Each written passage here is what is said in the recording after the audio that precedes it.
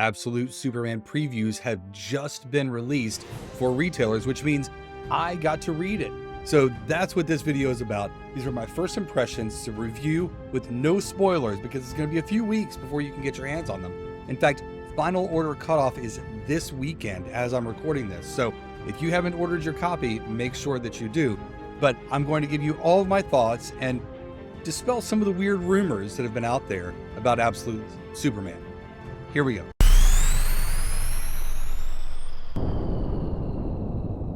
The first thing to know about Absolute Superman is, no, he did not just arrive in that first image. This is actually something that Jason Aaron just talked about in the interview. He did not just arrive in that first image that we got in the DC All-In special. He's been there for a while. In fact, this first issue reminds me a lot of kind of Superman origin. And we saw a lot of the young Superman when he first got his powers before he donned the S. It reminds me of the beginning of the Man of Steel movie, where we see a young Superman after the death of Pa Kent, and he's going out and he's, working in the crabbing ship and doing a few different things and helping people along the way. It's a bit of a wanderer Superman. It's a Superman who's on his own. He's all alone in this world. And that's really one of the things that they lean into here with Superman. So we aren't catching him right when he landed. He's actually been here for a little while. In fact, what Jason Aaron tells us is we won't see the time that he landed on Earth until issue 6 or 7. So we're pretty far away from that origin. And we really don't have any talk of the Kents. There is a quick splash of the Kent's farm, but it's not like a current day Kent farm view. I imagine there's probably still something tied in with the Kents, but we don't see a lot of that. We don't get a lot of his origin story, though we do spend a bunch of time on Krypton. And Krypton is different. The S symbol that I proudly wear here, because my S stands for hope, but Absolute Superman's S stands for I'm a blue collar guy. And in the class system of Krypton, that's what that S is. It's saying that he's a blue collar guy and he's taking care of the downtrodden workers that are being picked on by these big corporations in the Absolute universe, the universe that's based on dark side energy, and they've had the hardest time. He's helping out these downtrodden workers. And I won't tell you what happens in the actual issue, but that's where he's coming from. He's still trying to help mankind. He's still trying to help people, but he's never been more alone as a Superman in any comic that I've read. I never felt like Superman was like this, oh, I'm an alien out of place. And that really should be what some of the story is about, because he is. He's all alone. He's the last son of Krypton. He doesn't have friends. He doesn't have family. He's all by himself. He's the last of his kind. And they really play into that in this. The other thing they do that I think is really cool, you'll see some really cool visuals where he's got this awesome suit, and his suit's sort of futuristic looking. It's a Kryptonian suit. When you see some of the shots of Krypton, you see the Kryptonians wearing this. And all the Kryptonians wore their crest based on the class that they served in. It wasn't their houses, it was their class that they were in. So the upper class, middle class, and lower class of their society. And they're all wearing these crests, and Superman's family was part of the worker class, and they were happy to wear that. They were proud of wearing that. And so he's still wearing that here on Earth. Now, as he's on Earth doing his thing, this suit does some stuff. And you'll notice that on his suit, in the pictures that we have that have already been released, I'm not allowed to show you the preview copy of the comic that I have. It's watermarked. It's forbidden for me to do that. But what I think is fair game is anything else that they've released, anything that's been out there on the interwebs, if Bleeding Cool posted something or something else, I feel like it's probably okay for me to show that here. So I'm going to show you some images, and you see on his sleeves, he's got these greaves that go up here, and his boots are lit up. Even on the Absolute side of the DC All-In special, when you see the picture of Superman, he's sitting there, flames around him. It looks like he's just landed. He hasn't. He's been there for a while. He's just in the middle of the big fight that you actually see during the first issue. And you see his boots are lit up, a fiery sun kind of effect on his boots and on his arms, on his sleeves or his greaves. So that's what he's doing. This Superman, they're playing into the fact that he's powered by the sun.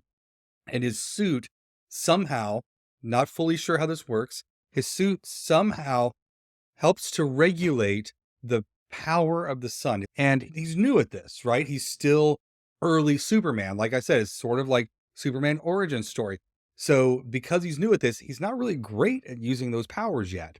So the suit's helping him to keep himself under control, and it's doing something to regulate the amount of solar energy that he has. And they make that a big part of the story. He'll talk about it a bunch in the story, how he's depleted at some point, and you see him charging up at a point.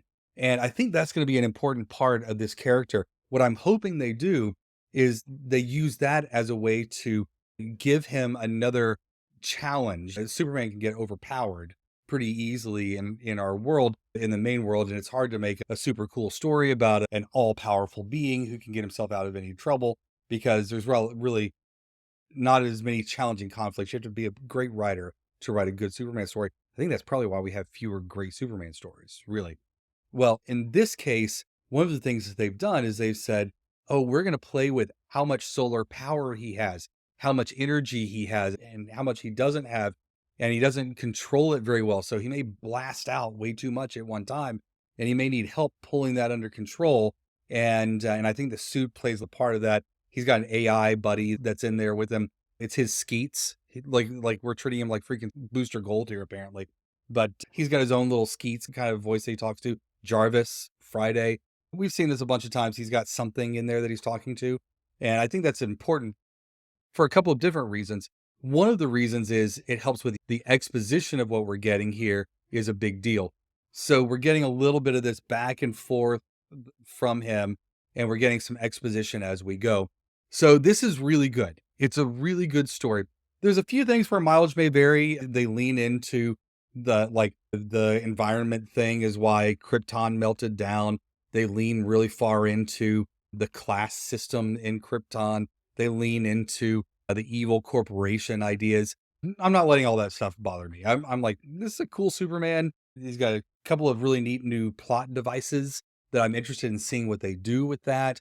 This idea of having to manage his energy levels, the idea of not being in control of himself yet and not knowing what he's doing yet. He's still the good guy. He's still trying to help people. He's really trying to find the most downtrodden people in order to help. And he's trying to help the people like his family, like the people that he comes from in Krypton, those worker class people, the people who are digging in a mine. He wants to help them. So the first story does take place in Brazil, but we don't know yet if that's where he landed. In fact, we think he had a little trouble communicating at one point. So I don't think Brazil is where he landed. And they talk about similar acts taking place, similar things to what he did in Brazil taking place in other locations. So the story you have is it almost feels like he's Bruce Banner in the Incredible Hulk TV series, like the wandering hero going from town to town and solving the problem of the day. You've got this traveling Ronin that's like from the Kung Fu series, right? This Kung Fu TV series. We've seen these stories, right? We've seen these stories where the traveling hero goes to the town and finds out the town people are in trouble and take care of that problem. Isn't that what the A-Team was? Like that was the whole story of the A-Team too. Anyway, that's the thing that he's been doing. It's the sort of book that this is, and I loved it. I thought it was really fun. It's a cool take on Superman. He's a little emo. He's definitely a little emo. He's got his hair down. Maybe that's the style of Krypton. We don't know. Nobody in the comics said, "Hey, why do you have that haircut?" So he didn't give us the answer. Sorry if that's a spoiler. I didn't mean to do it. But yeah, he's definitely a little bit more emo than most of our Supermans are. He's not the beacon of hope yet, but he's still new. He's still new. Maybe he becomes that. I don't know.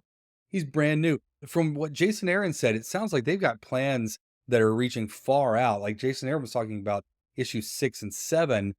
I'm hoping this is at least a 12-issue series as a result of that. And maybe it's a new ongoing. I don't know what they're doing with this. The Batman Absolute said part 1 of 5 right on the cover. Like it said part 1 of 5 of this story. So it looked like a mini series, but since the Superman one, Jason Aaron's already talking about issue 7, maybe that was just that story arc or that group of things that would ultimately be collected in the first collected edition of Absolute Batman. Who knows where this is going to go? Great entrance. DC is full of bangers right now. It is just so good. I've already read Absolute Wonder Woman. We'll put the review out for that too. Absolute Batman, everybody got their hands on this week. It's selling out everywhere. and doing really well. Speaking of comics selling out, I have this great comic shop, the Multiverse, and we're a local comic shop. We're in Hurst, Texas. If you are local to us, I would love to see you. Come and see us. If you're not local to us, go see your own local comic shop. They would love to see you as well. If you don't know a local comic shop and you are more comfortable shopping online, please consider shopping with us. We are at www.multiverse.shop, and we have, if you get this before FOC closes, it was 25% off of prepaid pre-orders for Absolute Superman. But we also have pre-orders ongoing even after FOC is closed. And you can absolutely join our subscription plan, just like anybody else that walks into our shop. We'll treat you the same. You're part of the family at that point, and we would love to have you subscribe and not miss a single issue. We bag and board every issue for you when you do. All right. Thank you so much. I hope you enjoy this as much as I do. Make sure you pre-order it in FOC. It will be in your hands in about 3 weeks from the time of this recording. Enjoy.